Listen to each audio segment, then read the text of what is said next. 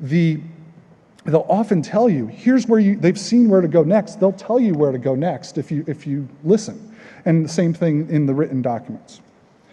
And finally, a good survey article. If you're still interested in a general area, but you don't want to get too deep into one thing, you could do a survey article. And by survey article, I mean you survey the current state of the art. And that might be, for security visualization, it would be to go out and look at all the security visualization tools out there, compare and contrast them. Just that alone, a current version of that is something you could publish and would be of interest. And at the same time, it gives you a foundation to build upon. If you want to, you might have identified a gap or an interesting area, and you can move forward. Okay, so with research, though, you can't just, it helps to have a system, a strategy, a time, a place. If you have a question or a question you're looking at or a topic you're trying to delve more deeply into.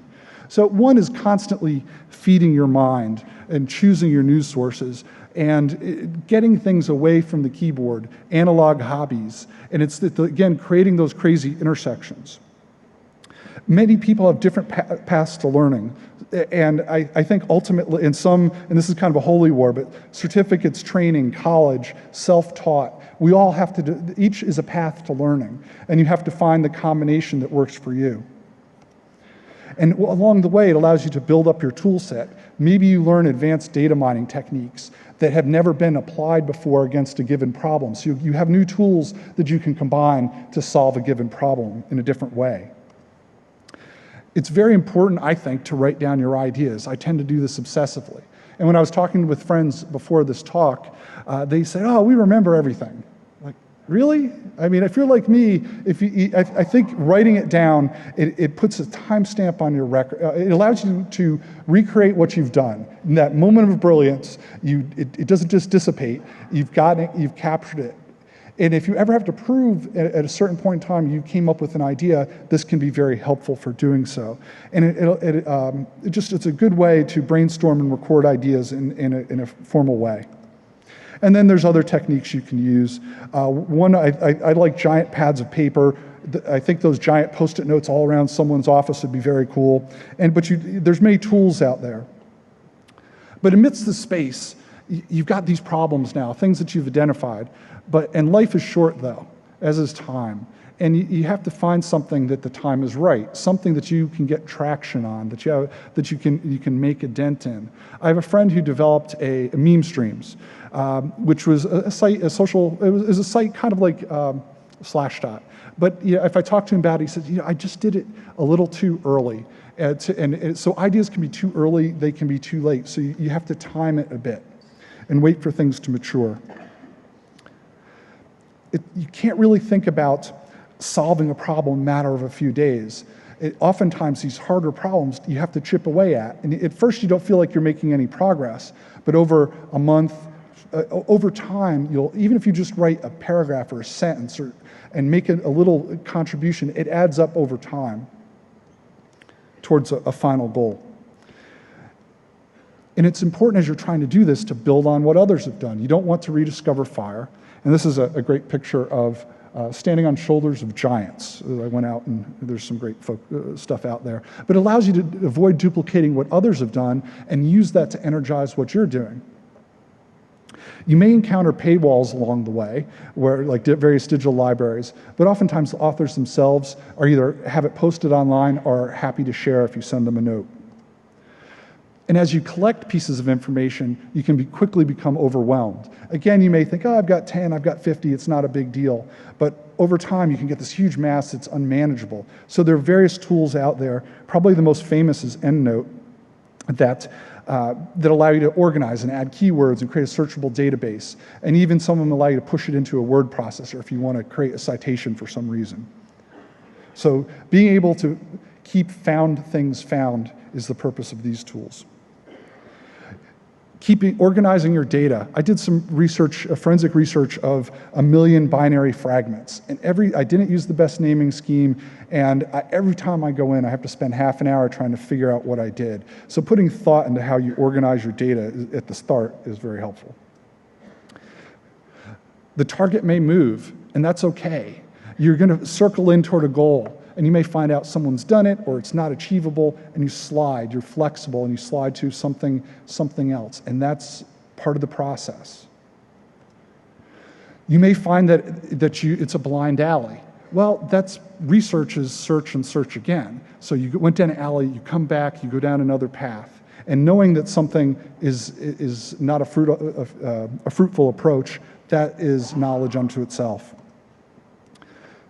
Finding other people to help you along the way. From my experience, it's better to have people close, people in your local community that you can work with. You can still do it distributed, but I would avoid against cold calling people and just sending them papers and the like to say, would you mind reading this? That generally doesn't go over well. Particularly William Gibson has a great note on his site where people say, how can I get in touch with you? And Gibson says, you can write me in care of my publishers. They will then compost your letter, allow it to ferment for several months, and eventually send it to me. I will then neglect to reply. So you probably don't want to collaborate with him. But who can you collaborate with? Well, there's DC groups, 2,600 meetings, hacker spaces, industry groups, user groups, colleges, all in your local community, and who all can share, depending on what your topic is, share a passion. And at a minimum, they can provide feedback. And it's a very powerful way to refine your idea and move it forward. And I mentioned before the idea of this isn't something, I've had cadets will write something one day and turn it in the next. They don't even read it again. They just turn it in sometimes. And it's much better if you chip away and you put something down for a few days, pick it up a few days later, and really refine something into work that you're proud of. If you're thinking about publishing in a forum like or almost any forum like a magazine, they'll have author guidelines. I'd recommend reading them because they tell you what they want. And they get overwhelmed, so it's easier if you provide something that tries to match what they're looking for and follows their norms. If you have the opportunity to work with an editor, pay attention to what they change. For me, this is from the security visualization book I wrote, and the author or the editor, marked it up again and again. But I took a look at each change and asked myself why, or even talked to the editor. Why did you do this? Because they're specialists in this type of thing, so you can learn a lot. It's like a free course in English, which if you're like me, you didn't pay attention in high school. Research requires time, often unbroken chunks of time. If you're a programmer and your manager you're trying to program and your manager comes in and interrupts what you're doing with a meeting, you're cruising altitude and all of a sudden you're crashed. And you may or may not be able to get back up to where you're productive again. And Neil Stephenson, in his Why I'm a Bad Correspondent, has some great quotes on this. Writing novels is hard and requires vast unbroken slabs of time. 4 quiet hours is a resource that I can put to good use. Or, if I know that I'm going to be interrupted, I can't concentrate, and if I suspect that I might be interrupted, I can't do anything at all. Now, life tends to intrude on our large chunks of time. And G.H. Hardy says, no mathematician should ever allow himself to forget that mathematics, more than any other art or science, is a young man's game. And why, you ask? Well, you may pick up one of these, either husband or wife, and you'll find that life or time starts to evaporate. Or one of these. And again, you have a baby, time evaporates. So it's all about keeping balance in your life, but still finding chunks of time. And that might mean finding a place where you're creative. For example, interesting meetings, classes, or talks will spark your creativity. Or for me, boring meetings, classes, and talks that I just bring a book and pretend I'm paying attention, I'm often most productive there. For others, it may be a bar or a food court or an airplane. And I'd encourage people to think beyond just a single problem. Once you kind of have a lane in mind, think about a series of things you're trying to accomplish. For me, in online privacy, which is an area I'm very passionate about, I think not just what do I do now, but what do I do next? Maybe I write a paper for a technical audience, and then I write a white paper for decision makers. and that they can understand and maybe affect policy in a positive way.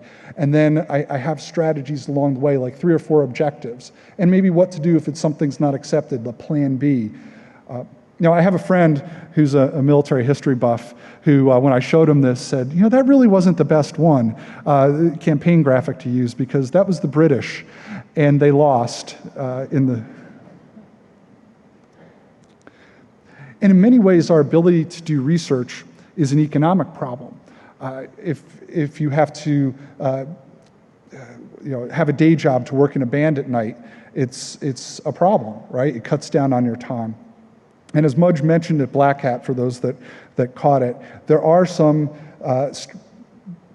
programs out there that can provide funding, but typically they require a lot of meta work, a lot of writing giant proposals, lots of strings attached, and lots of competition. I'm optimistic about what Mudge announces, DARPA Cyber Fast Track. That may be a way to bring some dollars in. Typically what I do is at night and on weekends on my own time. So it's good to see things like that out there, particularly the focus on hackerspaces. All right, so what are some methodologies? Of course, the scientific method. If you haven't looked recently, it's a good way to think about problems, idea, ask a question, do your background research, find out what other people have done, and then construct a hypothesis and test it. And then analyze your results and report on them in some way. It's useful to think about scientific method when conducting research. Another place to look is, I pulled this from the National Science Foundation, but it's a good way to think about, they're talking about conserving their dollars and choosing the right problems. Same thing with all of us. We have a very limited amount of time. What problems should we work on? And what they use are criteria called intellectual merit and broader impacts. What is this a transformative technology? Does it explore something creative and new? And what is its impact on society? Does it have a major, long-standing impact? And not everything you do has to have that, but those are just good things to keep in mind when you're trying to balance the few projects you can actually accomplish in your lifetime. You may collide with others in idea space. It happens all the time. I mean, there's even a Wikipedia article on multiple discoveries, but it happens all the time. And you can either, maybe if they're user-friendly, you can bring them into your group and you all work together, or you may find that even though you did due diligence and tried to research, but you missed someone's work. What can you do? You did due diligence. In the future, you note that occurred, acknowledge that person's work, maybe build upon it, and cite it and move on. And this is a holy war. Again, it's beyond the scope of the talk today, but when you do security research, you have to think about the ways that you disclose it. And there's various strategies for doing so. And if you search online, plenty of good discussions illustrating both sides of the debate. And I'm not a lawyer, but keeping your personal research distinct from your employer is probably a good idea. And the advice I had been given in the past is not to let your personal work touch the time or resources, like computing resources, of your employer, because they may gain some rights over it. So being very distinct in protecting what you're working on as a personal project. Although I think smart employers recognize that if they want talented people, they have to give them, create an environment where they can have their own IP, or at least a share of their own IP. And in some cases, for example, when I wrote the books, I had to go to my employer, tell them what I was doing so they weren't surprised, and then go through these guidelines of keeping work distinct from my personal work. And then you've done this research and you say, well, what type of outputs can I have for maximum effect? I like to think of it in terms of artifacts, things that you leave behind that others can use to build upon. And a video of a talk, a set of PowerPoint slides is good, but the idea is, can someone else reproduce what